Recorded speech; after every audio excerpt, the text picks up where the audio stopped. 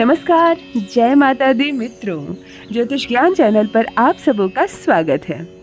जो भी नए भाई बहन चैनल पर पहली बार आए हों, चैनल को सब्सक्राइब अवश्य कर लें। मित्रों, बड़ा सोमवार, आषाढ़ माह का ये बड़ा सोमवार लेकर आया है आपके लिए कुछ अद्भुत चीजें। आज बताने जा रही हूँ सोमवार के दिन शिवलिंग के ऊपर से आपको एक चीज उठाकर ले आनी है। आपकी गुप्त मनोकामना भी पूर्ण होगी, भाग्य सौभाग्य में बदल जाएगा। भगवान शिव बहुत भोले हैं, इसलिए उन्हें भोले बाबा कहते हैं। भगवान शिव ही है जिनकी पूजा दिन भर में किसी भी समय की जा सकती है। और शिव जी की पूजा, शिवलिंग की पूजा जब भी कोई भक्त सच्चे हृदय से करता है, उसकी पूजा हर हाल में स्वीकार की जाती है। कभी भी निरर्थक नहीं जाती है शिव पूजा। इसीलिए कहते हैं शिव भक्त कभी उनके हाथ खाली नहीं रहते। कोई ऐसा मनुष्य नहीं जिस पर शिव जी की कृपा न बरसे। ऐसे हैं भगवान भोलेनाथ। आज शिवलिंग से जुड़ा एक अद्भुत प्रयोग बताने जा रही हूँ आपको। यूँ तो भगवान शिव की पूजा 24 घंटे में किसी भी दिन किसी भी समय की जा सकती है, परंतु सर्वोत्तम समय प्रदोष काल का होता है। प्रदोष काल में भगवान शिव पूजा को बहुत जल्दी स्वीकार करते हैं और मनोकामना भी पूर्ण होती है। भगवान शंकर को मृत्युंजय भी कहा जाता है, इसलिए भगवान शिव को पूजने वालों पर कोई खतरा नहीं मंडराता है। यहाँ तक कि यदि आपकी किस्मत में अकाल मृत्यु का भी योग क्यों ना हो, सर्प के काटने का योग क्यों ना हो, और आप निरंतर शिव भक्ति में लीन रहते हैं, भगवान शिव की आराधना और पूजा करते हैं, तब आपके सर से यह खतरा भी आसानी से टल जाता है। ऐसी महिमा है भगवान भोलेनाथ की। ये तो भगवान शिव के हर दिन है, परंतु यदि सोमवार के दिन और हर माह में पड़ने वाले शिवरात्रि के दिन विशेष पूजा की जाए शिवलिंग की, भगवान शिव की, तो आपकी मनोकामना 2 गुनी रफ्तार से पूरी होती है और आपके ऊपर आने वाला हर संकट भी टल जाता है। केवल एक मनुष्य भी यदि घर में भगवान शिव की निरंतर पूजा अर्चना करता है, तो उसके पुण्य प्रताप से संपूर्ण परिवार का कल्याण होता है। आपके घर में जरूरी नहीं है कि सभी पूजा पाठ करें। यदि कोई एक मनुष्य भी शिव को साध लेता है, तो साधक के सभी परिवार का भला होता है, सभी परिवार तर जाते हैं, सबका सौभाग्य जागता है। मित्रों, आषाढ़ माह की शुरुआत 5 जून को हुई थी और ये खत्म हो रही है 3 जुलाई को। कहते हैं आषाढ़ मास में ब्रह्मांड की समस्त शक्तिशाली शक्तियाँ धरती पर आती है और मनुष्य पर अपनी नज़र रखती है, मनुष्य की कामनाएं पूरी करती हैं। आषाढ़ माह में जो भी सोमवार पड़ता है, उसे सोमवार ना कहकर बड़ा सोमवार कहा जाता है। कुछ तो विशेष है, शिव जी की विशेष कृपा बरसती है आषाढ़ माह के सोमवार और आषाढ़ माह में पड़ने वाले शिवरात्रि के दिन। यदि इस दिन विधि पूर्वक भगवान शिव की पूजा की जाए और कुछ नियम को अच्छे से समझ लिया जाए, तो बड़ी चुटकी से, बड़ी आसानी से अपने घर के दुख दरिद्रता को आप हमेशा के लिए दूर कर सकते हैं। आपको करोड़पति होने से कोई रोक नहीं सकता। यदि संतान प्राप्ति नहीं हो रही है, तो अवश्य ही संतान की प्राप्ति होती है।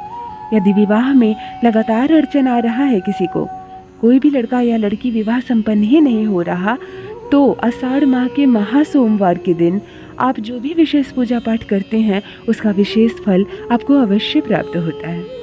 चलिए, इस उपाय को बताने से पहले आपको एक ज़रूरी बात बताती हूँ, जिसे आप आयु पर्यंत याद रखिए, और दूसरे भी यदि यह गलती कर रहे हो तो उसे भी इस गलती से बचने के लिए कहा जाए। मित्रों, अधिकतर देखा जाता है, आप शिवलिंग को पूजने के लिए जब मंदिर जाते हैं, शिवालय जाते हैं, तो प्रथम आप घंटी बजाते हैं। उसके बाद शिव जी की पूजा आराधना करते हैं, अपनी प्रार्थना उनसे बोलते हैं, जल चढ़ाते हैं, आरती करते हैं, और निकलने जब लगता है मनुष्य, तो फिर पुनः एक बार वह घंटी बजा देता है। मित्रों, आपको यह गलती भूल कर भी नहीं करनी है। कभी भी मंदिर से निकलते वक्त, फाइनल जब अपने पैर मंदिर से बाहर निकालते हैं, पूजा पाठ समाप्त हो जाती है, तब फिर से घंटी ना बजाएं। ऐसा करने से जो आपने अंदर अपनी कामना कहकर आई है, जो पूजा पाठ किया है, उसका कोई भी फल प्राप्त नहीं होता है। भगवान नहीं सुनते हैं और क्रोधित भी हो जाते हैं। घंटी बजाने से आशय ही होता है मनुष्य ईश्वर को जगाता है, प्रथम अपने आने की सूचना देता है। परंतु यदि मनुष्य जाते वक्त यह सूचना फिर प्रभु को दे जाता है कि मैं जा रहा हूँ और फिर से वह घंटी बजाता है, तो उसकी कामना पूरी नहीं होती। तो कभी भी शिवालय जाए तो प्रथम जाते के साथ घंटी बजाएं, आरती के समय घंटी बजाएं, परंतु निकलते वक्त घंटी ना बजाएं। एक मनुष्य दूसरे मनुष्य को देखकर भी गलतियां करना सीख जाता है। किसी एक ने बजाया तो सबने बजाना प्रारंभ कर दिया। तो आप भूलकर भी प्रथम यह गलती ना दोहराएं। दूसरी बात बताती हूँ, शिवजी पर जो जल आप चढ़ाते हैं, कोशिश कीजिए यह जल आपको अपने घर का जल लेकर जाना है।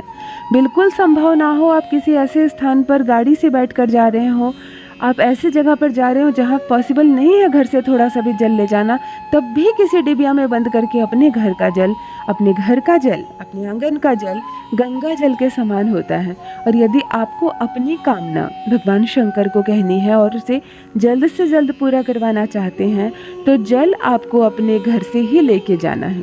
आपके घर में कुआं हो, हैंडपंप हो, नल हो, जो जल हो, आप पवित्रता से उसे छान कर उसे घर से लेकर जाएं और वही जल से भगवान शिवलिंग का अभिषेक करें। उसके बाद यदि आपको और जल की आवश्यकता है तो आप मंदिर से ले लें। आप कहीं सड़क पर भी बहुत सारे नल होते हैं, वहाँ से भी लोग ले लेते हैं, परंतु प्रथम जल अपने घर का अवश्य चढ़ाएं। यह एक ऐसा भेद है जिसे बहुत कम लोग जानते हैं, और जो जान जाते हैं वह अपनी कामनाएं बहुत आसानी से भगवान भोलेनाथ से पूरी करवा लेते हैं।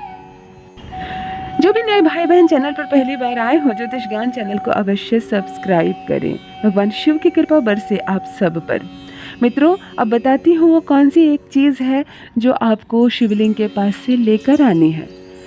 आप अपने घर से जिस लोटे में जल लेकर जाएं, बेलपत्र लेकर जाएं, फूल लेकर जाएं, पूजा पाठ कर लें, घंटी बजा लें, आरती कर लें, सारे काम करने के बाद जिस ओर से शिवलिंग से धारा बहती है, लोग जल चढ़ाते हैं और जिस ओर से जल बहकर गिरता है उस ओर आप अपना जो आप लोटा आपके हाथ में है उसे अवश्य लगा दें और थोड़ा सा जल वहाँ से कलेक्ट कर ले लें। कभी भी हमें शिवालय से खाली लोटनी लेकर घर नहीं आना है।